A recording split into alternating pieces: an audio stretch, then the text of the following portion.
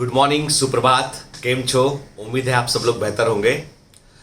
आपने देखा होगा कि हम में से कई लोगों की एक हैबिट होती है कि हम कोई नया काम शुरू करते हैं। शुरू में बड़े जोश में होते हैं और जोश के साथ में उस काम को करना शुरू करते हैं, लेकिन धीमे धीमे समय बीतने के साथ में हमारा इंटरेस्ट भी कम होता जाता है और कई बार हमको ऐसा लगता है कि शायद से ये जो ट्रैक पे हम काम कर रहे हैं, इस ट्रैक पर हमको जो है कुछ मिलेगा नहीं, या हम गलत ट्रैक पर हैं, ऐसा दिमाग में आने लगता है।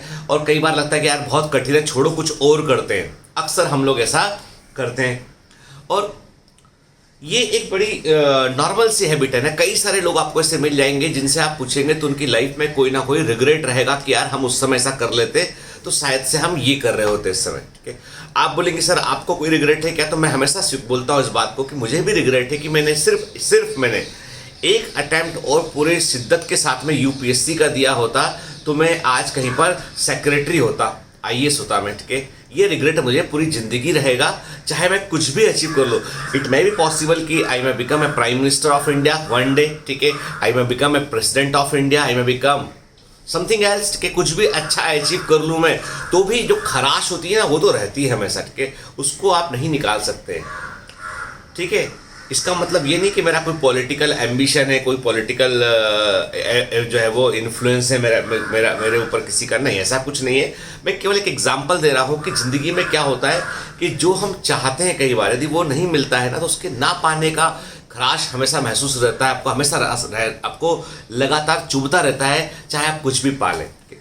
खैर, छोड़ते हैं इस बात को। अब एक छोटी सी स्टोरी मैं आपको बताऊंगा कि एक बार क्या होता है कि एक व्यक्ति रहता है, एक आदमी रहता है, बचपन से बड़ा प्रतिभाशाली, अच्छा होता है, मेहनत करने वाला होता है, अच्छे दिल का होता है, कभी किसी का बुरा नहीं करता। लाइफ में उसने सबकी हेल्प की, कभी किसी का बुरा नहीं किया उसने। उसके भी बहुत सारे ख्वाब होते हैं, बहुत सारे सपने होते हैं। वो जब स्कूल में होता है तो वो सोचता है कि मुझे डॉक्टर बनना है और वो 11th-12th के बाद मेहनत भी करता है, मेडिकल एंट्रेंस की तैयारी भी करता है, लेकिन समहाउ जो है वो कुछ ना कुछ नंबर उसके कम रह जाते हैं, कहीं थोड़ा सा फोकस कभी कम पड़ जाता है। और कई लोग उसको आसपास के समझा भी देते हैं उसको, भाई डॉक्टरी में तो बड़ी मेहनत करनी पड़ती है, मेडिकल कॉलेज में जाओगे इतना पढ़ना पड़ेगा, उसके बाद तुमको फिर प्रैक्टिस भी जमानी पड़ेगी अपनी, और थोड़ा सा पैसा भी लगता है। बहुत सारे लोग उसको बहुत सारी कहानी सुना देते हैं उसको, तो उसका कई बार मन जो है वो उदास हो जाता है और वो उतने शिद्दत से कर नहीं पाता, फाइनली मेडिकल में नहीं होता है।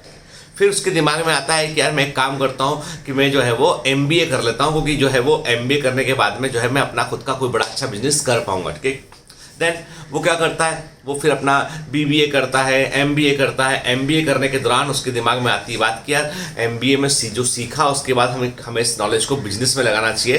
तो वो एक अपना बिजनेस शुरू करता है, कोई स्टार्टअप शुरू करता है, और इस स्टार्टअप में उसे बड़ी उम्मीदें होती हैं, बड़ी इच्छाएं होती हैं उसकी कि मैं इसको अच्छा करूं, कोशिश करता है। लेकिन क्या होता है कि कोई भी चीज़ जो होती है उसको बनने में वक्त लगता है। कोई भी बिजनेस जो होता है ना, कोई भी, मैं आपको जो लोग बिजनेस से जुड़े हुए हैं उनको आपको मैं एक फार्मूला बता रहा हूँ बिजनेस का फार्मूला ये है कि आप समझ लीजिए कि आपने एक बेबी पाल लिया है। एक बेबी आपके घर में है, और कभी बच्चे को बड़ा होते देखोगे तो 1 साल का होता है, 2 साल का होता है, फिर वो चलना वलना सीखता है, बोलना सीखता है। ठीक है, तो बच्चे को बढ़ते बढ़ते 5-7 साल लग जाता है उसको, जब वो नॉर्मल हो पाता है बिल्कुल कि हाँ भाई अपने आप को एक्सप्रेस कर पा रहे हैं, सब कुछ कर पा रहे हैं। ठीक है, तो वैसे ही होता है बिजनेस की, वही बच्चे के समान होता है कि शुरू के 1-2 साल तो कुछ भी करते रहोगे आप, तो आपको लगेगा यार तो मतलब अभी तो यूजलेस है। ठीक है, तो वैसे ही होता है बिजनेस भी। तो वो भी क्या करता है, अपना स्टार्टअप पे काम करता है, मेहनत करता है, बहुत मेहनत करता है, लेकिन वो सफल नहीं हो पाता है। उसको लगता है 1 साल गुजर गया, 2 साल गुजर गया, और वो अपना काम बंद करता है, बोलता है चलो कहीं जॉब ही कर लेते हैं ना, एमबीए की डिग्री है, जॉब कर। फिर कहीं जॉब करता है, वो किसी कंपनी में जॉब करता है, सब कुछ ठीक एवरेज चल रहा होता है। उसकी शादी भी होती है, बच्चे भी होते हैं उसके, वो कभी किसी के साथ बुरा नहीं करता। वो सोचता था कि मैं एक दिन बड़ी सी वेंटले कार लूँगा, एक अच्छी सी के या कुछ लूँगा, लेकिन वो अब चूंकि नौकरी है जैसा है, पर जिम्मेदारियाँ हैं, तो उसके अकॉर्डिंग जो बन पड़ता है वैसी छोटी सी गाड़ी ले लेता है, पूरा ज़िंदगी खुशहाल चल रहा होता है। एक दिन उसकी डेथ हो जाती है। अब चूंकि आदमी चरित्र का अच्छा आदमी, किसी के साथ बुरा नहीं किया उसने, सबको कॉपरेट करने वाला व्यक्ति, गॉड विलिंग आदमी, तो सीधा स्वर्ग पहुंचता है। ठीक है, स्वर्ग में उसको जो है दरवाजे पे या गेट पे जो है उसको जो है वो जो स्वर्ग के देवता होते हैं वो मिलते हैं, बोलते हैं भाई आइए, वेलकम टू दिस हेवन के, आपका स्वागत है, अब आप जो है यहीं रहेंगे क्योंकि आपने बड़े अच्छे कर्म किए, ईश्वर बड़ा खुश है आपसे। और ईश्वर कहता है कि भाई इस बंदे को तो अपने पास रखेंगे, ये बड़ा अच्छा बंदा है के। तो बोलता है ठीक है, मेरा कमरा कहाँ है? बोलता है आइए चलिए आपको आपके अपार्टमेंट ले चलते हैं, क्योंकि स्वर्ग में भी बाकायदा व्यवस्था बनी हुई है कि मैंने कहा भाई हम तुमको अपने अपार्टमेंट ले आते हैं। वो उसके अपार्टमेंट ले आता है, बोलता है कि देखो ये आपका लिविंग रूम है, यहाँ पे आप रहेंगे, यहाँ पर आपका जो है वो अपना वॉशरूम है, ये सब तमाम व्यवस्था है, और ये एक कमरा है जो कि तुम्हारा विश रूम है, इच्छा रूम है। ओके, तो उसने कहा इसका मतलब क्या? भाई ऐसा है कि तुमने जब जीवित थे, तुम धरती पे थे, तो तुम्हारी कई इच्छाएं थी ना, तो वो सब इच्छाएं यहाँ पर रखी हुई हैं वो। तो वो कहता है मुझे देखना है, चलो दिखा देता हूँ। वहाँ जाके देखते हैं तो क्या दिखाई पड़ता है? वहाँ दिखाई पड़ता है कि छोटी सी एक बेंटले कार का मॉडल, देखा ना आपने मार्केट में मिलती है वो डाई कास्ट कार मिलती है मार्केट में, छोटे छोटे खिलौने मिलते हैं, वैसे हूबहू वैसी बेंटले कार रखी हुई है, बड़ी सुंदर सी। ठीक है, फिर एक बड़ी सी लंबी सी बिल्डिंग, जैसा वो सोचता था कि मेरा ऑफिस होना चाहिए, मेरा घर भी वहीं होना चाहिए, ऐसी बड़ी सी बिल्डिंग बनाऊंगा, कभी अपनी कंपनी चल जाएगी। वो रखा एक कंपनी का बड़ा सा ऑफिस बना हुआ है, और जो है उसमें कई सारे जो है वो उस कंपनी के जो प्रोडक्ट थे ना, वो सोचता था वो कि मुझे ऐसा बनाना, वो सारे छोटे छोटे फॉर्म में वहाँ रखे हुए हैं। फिर वो देखता, अरे मेरा सपना था कि मैं जो है वो मोंटेनेग्रो, पेरिस, ये सब घूमने जाऊं। तो वो देखा कि भाई वहाँ पे कुछ जो है वो उसके जो फोटो वहाँ खींचता, वैसे कुछ डमी फोटोज वहाँ पे रखे हुए हैं। तो बोलते ये है क्या चीज़ सब? अरे यार ये तो सब मुझे मेरी लाइफ में मिल गया होता ना, तो मुझे स्वर्ग से ज़्यादा मजा तो धरती पे आ गया होता।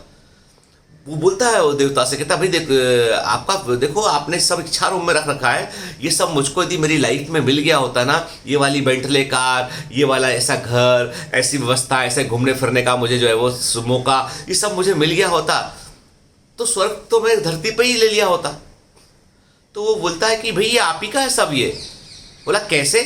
बोला अरे तुमने सोचा बेंटले कार के बारे में, तुमने सोचा बड़े बिजनेस के बारे में, तुमने सोचा इन सब चीज़ों के बारे में? हाँ सोचा, मैंने बहुत सोचता था मैं इसके बारे में।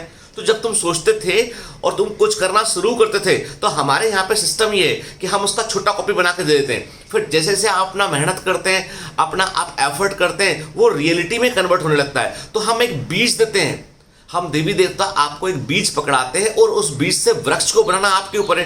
भाई कोई बीज है, उस बीज से आप बड़ा सा बरगद का पेड़ बना ले, पीपल का पेड़ बन जाए, ये तो उस बीज को सहेजने पे डिपेंड करता है ना।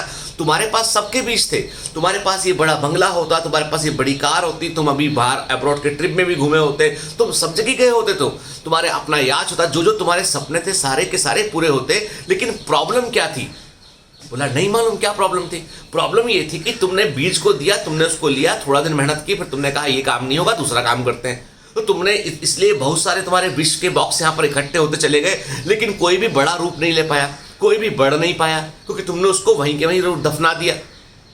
तुमने अपने सपने के लिए तुमने जो देखा, तो तुमने सोचा, जिसका तुमने प्रयास किया, उसको तुमने बीच में छोड़ दिया। यदि तुम बड़ी लंबी कार के बारे में, बड़े लंबे घर के बंगले के बारे में, बड़े लंबे से ऑफिस के बारे में सोच रहे थे, तो तुम कोशिश करते रहते तो यही बड़ा हो कि तुमको मिल जाता, अपनी असली जिंदगी में मिल जाता। अब ये वहां तक पहुंच ही नहीं पाया, इसलिए तुम्हारे विश रूम के अंदर रह गया।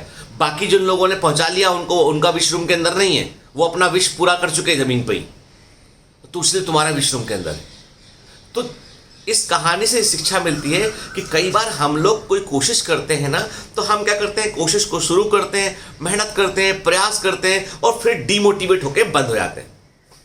तो वो जो इच्छा थी ना, वो सीड था, बढ़ना शुरू करता खत्म हो जाता है उसका। तो भाई अब तो आगे आप ना खाद दे रहे हैं, ना पानी दे रहे हैं, ना देख रेख कर रहे हैं, तो सपने बड़े होकर रियलिटी कैसे बनेंगे? नहीं बन सकते, है ना।